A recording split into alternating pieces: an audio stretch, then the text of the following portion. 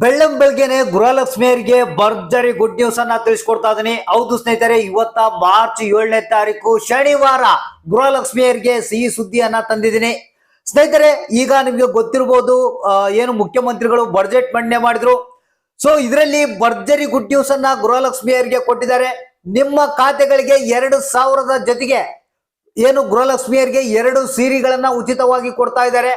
ಮತ್ತೆ ನಿಮಗೆ ಏನು ಸ್ವಸಹಾಯ ಸಂಘಗಳ ಮುಖಾಂತರ 3 ಲಕ್ಷ ಸಾಲ ಸೌಲಭ್ಯವನ್ನ ಪಡೆಯೋದು ಹೇಗೆ ಪ್ರಾರಂಭ ಆಗಿದೆ. ಹಾಗಾದ್ರೆ 3 ಲಕ್ಷ ಹಣವನ್ನ ಪಡೆಯೋದು ಹೇಗೆ, ಇದ್ರ ಬಗ್ಗೆ ಸಂಪೂರ್ಣವಾಗಿ ಡೀಟೇಲ್ಸ್ ನ ತಿಳಿಸ್ಕೊಡ್ತೀನಿ. ಇದೊಂದೇ ಅಲ್ಲ, ಯಾರ್ಯಾರು ಇನ್ನು ಗೃಹಲಕ್ಷ್ಮಿ ಯೋಜನೆಯ ಹಣನೇ ಬಂದಿಲ್ಲ ಸರ್, ಈ ಹೊಸ ಅಪ್ಡೇಟ್ ಅನ್ನ ತಗೊಂಡು ಏನ್ ಮಾಡೋಣ ಅನ್ನೋರಿಗೆ ಗೃಹಲಕ್ಷ್ಮಿ ಯೋಜನೆಯ ಹಣ ಇವತ್ತ ಯಾವ ಜಿಲ್ಲೆಗಳಿಗೆ ಎಷ್ಟು ಕಂತುಗಳ ಹಣ ಬಿಡುಗಡೆ ಆಗ್ತಾ ಇದೆ, ಎಲ್ಲ ಒಂದು ಕಂಪ್ಲೀಟ್ ಆದಂತ ಒಂದು ಹೊಸ ಅಪ್ಡೇಟ್ ಅನ್ನ ತಿಳಿಸ್ಕೊಡ್ತಾ ಇದೀನಿ. ಹೌದು ಸ್ನೇಹಿತರೆ, ಬಹಳಷ್ಟು ಮಂದಿ ಏನಪ್ಪಾ ಅಂತಂದ್ರೆ ಗೃಹಲಕ್ಷ್ಮಿ ಯೋಜನೆಯ ಹಣ ಬಂದಿಲ್ಲ ಸರ್ ಅಂತ ಹೇಳ್ತಾ ಇದ್ದಾರೆ. ಈಗಾಗಲೇ ರಾಜ್ಯ ಸರ್ಕಾರ ಆದೇಶವನ್ನ ಕೊಟ್ಟಿದೆ. ಮತ್ತೆ ಗೃಹಲಕ್ಷ್ಮಿ ಯೋಜನೆಯ ಒಂದು ಏನು ಲಕ್ಷ್ಮೀ ಹೆಬ್ಬಾಳ್ಕರ್ ಅವರು ಏನಿದ್ದಾರೆ, ಸೊ ಆ ಒಂದು 25 ಮತ್ತು 26ನೇ ಕಂತಿನ ಹಣವನ್ನ ಬಿಡುಗಡೆ ಮಾಡ್ತಾ ಇದೀವಿ ಅಂತ ಹೇಳಿದ್ರು. ಕೆಲವೊಂದು ಪೆಂಡಿಂಗ್ ಇತ್ತು, ಅದ್ರ ಬಗ್ಗೆನೂ ಲೇಟೆಸ್ಟ್ ಆದಂತ ಅಪ್ಡೇಟ್. ಯಾರಿಗೆ ಹಣ ಬಂದಿದ್ದಿಲ್ಲ ಫೈನಲ್ ಆಗಿ ಇವತ್ತ ಶನಿವಾರ ವೀಕ್ಲಿ ಏನು ಎಂಡ್ ಆಫ್ ಡೇ ಏನಿದೆ, ಇವತ್ತ ನಿಮ್ಮ ಖಾತೆಗಳಿಗೆ ಬಿಡುಗಡೆ ಆಗ್ತಾ ಇದೆ, ಯಾರಿಗೆ ಪೆಂಡಿಂಗ್ ಹಣ ಬಾಕಿತ್ತು. ಸೊ ಬನ್ನಿ ಇದ್ರ ಬಗ್ಗೆ ಎಲ್ಲ ಒಂದು ಕಂಪ್ಲೀಟ್ ಆದಂತ ಒಂದು ಮಾಹಿತಿಯನ್ನ ನೋಡೋಣ. ಯಾರು 3 ಲಕ್ಷದವರೆಗೆ ಸಾಲ ಸೌಲಭ್ಯವನ್ನ ಪಡೆಯೋದಕ್ಕೆ ರೆಡಿ ಆಗಿದ್ದೀರಾ, ಕಾಯ್ತಾ ಇದ್ದೀರಾ ಅಂತವ್ರು ಹಣವನ್ನ ಈಗ ಪಡೆದುಕೊಳ್ಬಹುದು. ಇದ್ರ ಜೊತೆಗೆ ಏನು ಬಜೆಟ್ ಮಂಡನೆ ಆಯ್ತು, ಇದರಲ್ಲಿ ಗೃಹಲಕ್ಷ್ಮಿಯರಿಗೆ ಭರ್ಜರಿ ಗುಡ್ ನ್ಯೂಸ್ ಅನ್ನ ಸಿದ್ದರಾಮಯ್ಯನವರು ಕೊಟ್ಟಿದ್ದಾರೆ.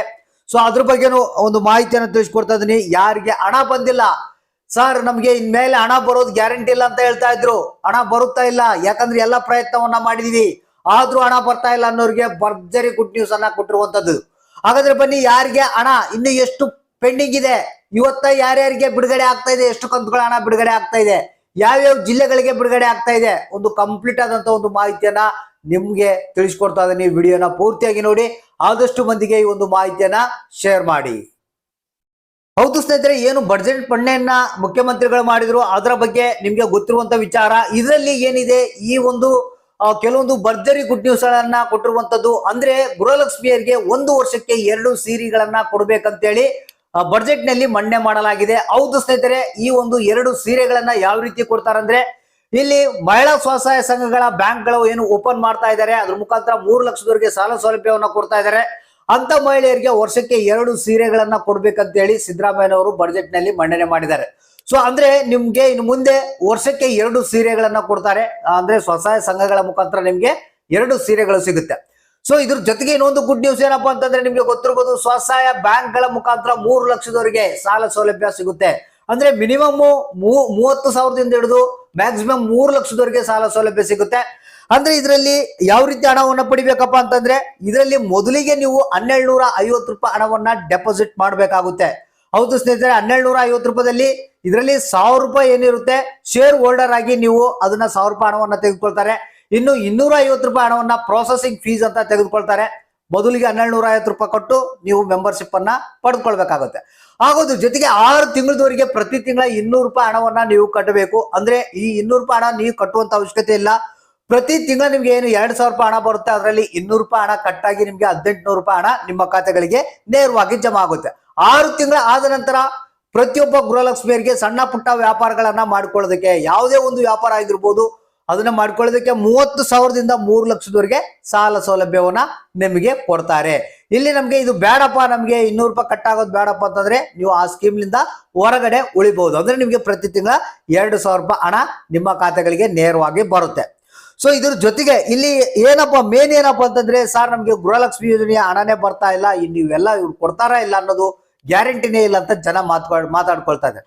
ಇಲ್ಲ ಸ್ನೇಹಿತರೆ, ನಿಮ್ಮ ಖಾತೆಗಳಿಗೆ 100% ಆಗಿ ಹಣ ಬರುತ್ತೆ. ನಮಗೆ ಬಂದಿರುವಂತ ಒಂದು ವರದಿ ಪ್ರಕಾರ ಇವತ್ತ ಶನಿವಾರ ಏನಿದೆ, ಈ ಜಿಲ್ಲೆಗಳಿಗೆ 25 ಮತ್ತು 26ನೇ ಕಂತಿನ ಹಣ ಬಿಡುಗಡೆ ಆಗ್ತಾ ಇದೆ. ಒಂದು ಚಿತ್ರದುರ್ಗ ಜಿಲ್ಲೆ, ತುಮಕೂರು ಜಿಲ್ಲೆ, ಧಾರವಾಡ, ಯಾದಗಿರಿ, ಗದಗು, ಬಳ್ಳಾರಿ, ಕಲಬುರಗಿ, ವಿಜಯನಗರ, ಹಾಸನ, ಬಾಗಲಕೋಟೆ, ಹಾವೇರಿ, ಬೆಂಗಳೂರು ನಗರ, ಕೊಡಗು, ಬೆಂಗಳೂರು ಗ್ರಾಮಾಂತರ, ಕೋಲಾರ, ಬೆಳಗಾವಿ, ಕೊಪ್ಪಳ, ಬೀದರ್, ಮಂಡ್ಯ, ವಿಜಯಪುರ, ಮೈಸೂರು, ಚಾಮರಾಜನಗರ, ರಾಯಚೂರು, ಚಿಕ್ಕಬಳ್ಳಾಪುರ, ರಾಮನಗರ ಅಂತ ಹೇಳಿದ್ದಾರೆ. ಹೌದು ಸ್ನೇಹಿತರೆ, ಇಷ್ಟು ಜಿಲ್ಲೆಗಳಿಗೆ ಏನಿದೆ 25 ಮತ್ತು 26ನೇ ಕಂತಿನ ಹಣ ಬಿಡುಗಡೆ ಇವತ್ತ ಆಗ್ತಾ ಇದೆ. ಇದ್ರ ಜೊತೆಗೇನೆ ಮುಂದಿನ ವಾರದಿಂದಾನೇ 27ನೇ ಕಂತಿನ ಹಣ ಬಿಡುಗಡೆ ಆಗುತ್ತಂತ ಮಾಹಿತಿ ಕೊಟ್ಟಿರುವಂತದ್ದು ಲಕ್ಷ್ಮೀ ಹೆಬ್ಬಾಳ್ಕರ್ ಅವರು. ಸೊ ಆದ್ರೆ ತಾಳ್ಮೆಲಿಂದ ನೀವು ವೇಟ್ ಮಾಡ್ತಾ ಇರಿ, ಎಲ್ಲಾ ಗುಡ್ ನ್ಯೂಸ್ ನಿಮ್ಮ ಒಂದು ಏನು ಯಾರಿಗೆ ಹಣ ಬಂದಿದ್ದಿಲ್ಲ ಅಂತವ್ರಿಗೆ ಗುಡ್ ನ್ಯೂಸ್ ಸಿಗುತ್ತೆ. ಅಂದ್ರೆ ಹಣ ಬಿಡುಗಡೆ ಮಾಡ್ತಾ ಇದಾರೆ. ಯಾಕಂದ್ರೆ ಅವರು ಹೆಸರು ಕೇಳಿಸ್ಕೊಂಡ್ರೆ ನೆಕ್ಸ್ಟ್ ನಿಮ್ಗೆ ಮುಂದಿನ ಚುನಾವಣೆಯಲ್ಲಿ ವೋಟ್ ಹಾಕೋದಿಲ್ಲ ಅಂತ ಗೊತ್ತಿದೆ. ಅದಕ್ಕಾಗಿ ಹಣವನ್ನ ಕಂಪಲ್ಸರಿ ಬಿಡುಗಡೆ ಮಾಡೇ ಮಾಡ್ತಾರೆ 100% ಆಗಿ. ಅಂದ್ರೆ ಇವತ್ತ ನಿಮ್ಮ ಖಾತೆಗಳಿಗೆ ಹಣ ಬರುತ್ತೆ, ಅಕೌಂಟ್ಗಳನ್ನ ಚೆಕ್ ಮಾಡ್ತಾ ಇರಿ. ಯಾವುದೇ ಸಂದರ್ಭದಲ್ಲಿ ಬೇಕಾದ್ರೂ ನಿಮ್ಮ ಖಾತೆಗಳಿಗೆ ಹಣ ಜಮಾ ಆಗ್ಬೋದು. ಮೇ ಬಿ 4,000, 2,000 ಅಥವಾ 6,000 ರೂಪಾಯಿ ಹಣ ಕೂಡ ಜಮಾ ಆಗುವಂತ ಸಾಧ್ಯತೆ ಇದೆ.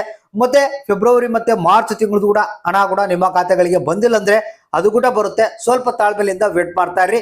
ಹಾಗಾದ್ರೆ ತಪ್ಪದೆ ಕಮೆಂಟ್ ಮಾಡಿ ಯಾರಿಗೆ ಹಣ ಬಂತು ಯಾರಿಗೆ ಇಲ್ಲ ಅಂದ್ರ, ನಿಮ್ಮ ಜಿಲ್ಲೆ ಯಾವುದು, ಯಾವ ಜಿಲ್ಲೆಗೆ ಬರ್ಬೇಕು, ಇನ್ನು ಯಾವ ಎಷ್ಟು ಹಣ ಬರ್ಬೇಕು ಅನ್ನೋದನ್ನ ತಪ್ಪದೆ ಕಮೆಂಟ್ ಮುಖಾಂತರ ನಮ್ಗೆ ತಿಳಿಸಿ.